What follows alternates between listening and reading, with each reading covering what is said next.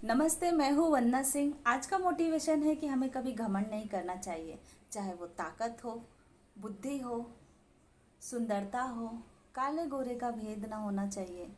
और चाहे पैसे हो, किसी चीज़ पे हमें घमंड नहीं करना चाहिए। और कभी भी सामने वाले को छोटा नहीं समझना चाहिए, क्योंकि आपको नहीं पता वो छोटा से छोटा जीव जंतु, कितना भी कोई छोटा क्यों ना हो, वो अपनी ताकत से सामने वाले को पछाड़ सकता है।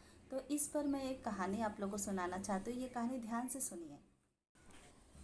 एक जंगल था, उसमें एक घमंडी शेर रहता था।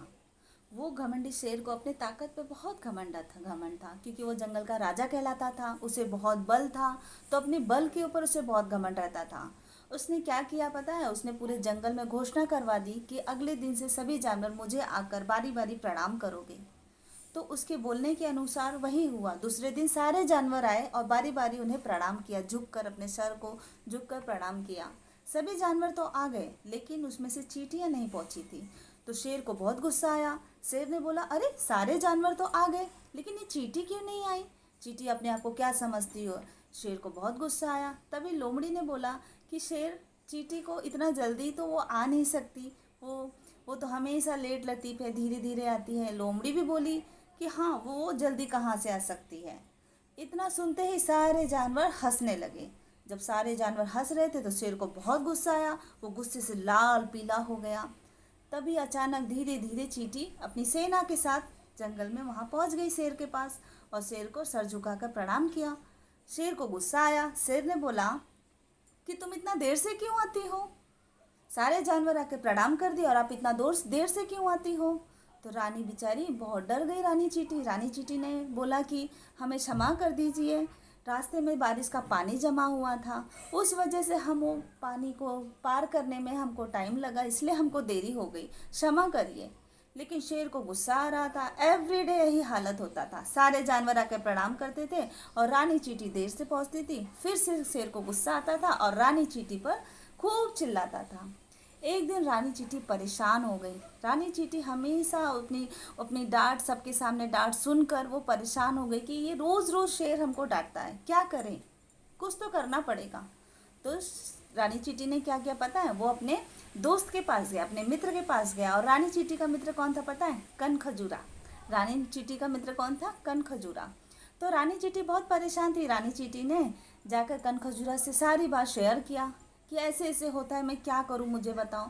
तो कनखजूरा ने बोला, ठीक है, मैं एक योजना सोचता हूँ, योजना निकालते हैं, फिर उसको हम सबक सिखाते हैं। तो रानी चींटी बोली, ठीक है। तभी उनको एक आइडिया आया और कनखजूरे ने रानी चींटी के कान में कुछ जाके धीरे से कहा और रानी चींटी मुस्कुराने लगी। एक दिन क्या हुआ? शेर खाना खाकर, भोजन कर कर विश्राम कर रहा था जंगल में। तभी वहाँ पर कनखजूरा आया और शेर के कान में घुस गया। और घुसने के बाद क्या हुआ वो तो आपको पता ही है। कनखजूरे ने शेर के कान में घुसते ही इतना जोर से काटा कि शेर पूरा लाल हो गया था, दर्द से तड़प रहा था और उसका कोई दर्द दूर नहीं कर पा रहा था।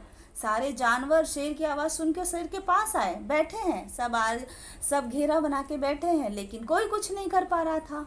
तभी उसमें से हाथी ने बोला कि क्यों ना रानी चींटी को बुलाया जाए, ज़रूर रानी चींटी आपकी मदद करेगी, लगता है आपके कान में कोई कीड़ा घुस गया है।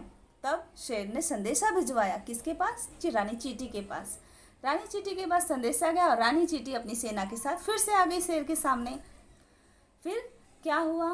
फिर शेर इतना दर्द से तड़प रहा था और रानी चींटी को बोला कि देखो, मेरा दुख दूर करो, मेरा दर्द दूर करो, मुझे बहुत अपरंपार पीड़ा हो रही है। तो रानी चींटी मुस्काने लगी। क्या किया उन्होंने? उन्होंने शेर के ऊपर चढ़कर उनके कान में जाकर कनखजूरे को बोल रही है, आ जाओ, हमारा काम हो चुका है।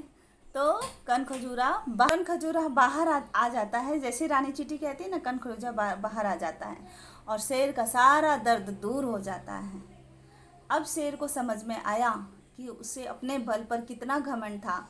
आखिर में शेर का दर्द किसने दूर किया? चींटी ने। तो एक छोटी चींटी और कनखजूरे ने दोनों जन मिलकर इतने बड़े शेर को हरा दिया। इसीलिए कहा जाता है, अपने घमंड कभी सामने मत लाओ, अपने घमंड, क्योंकि वो जो घमंड करता है वो चकनाचूर हो जाता है। जैसे शेर का घमंड चकनाचूर हो गया और शेर की नज़र सर में से नीचे हो गई। तो ये आपको कहानी कैसे लगी, अच्छा लगे तो कमेंट में लिखकर ज़रूर बताना। Thank you.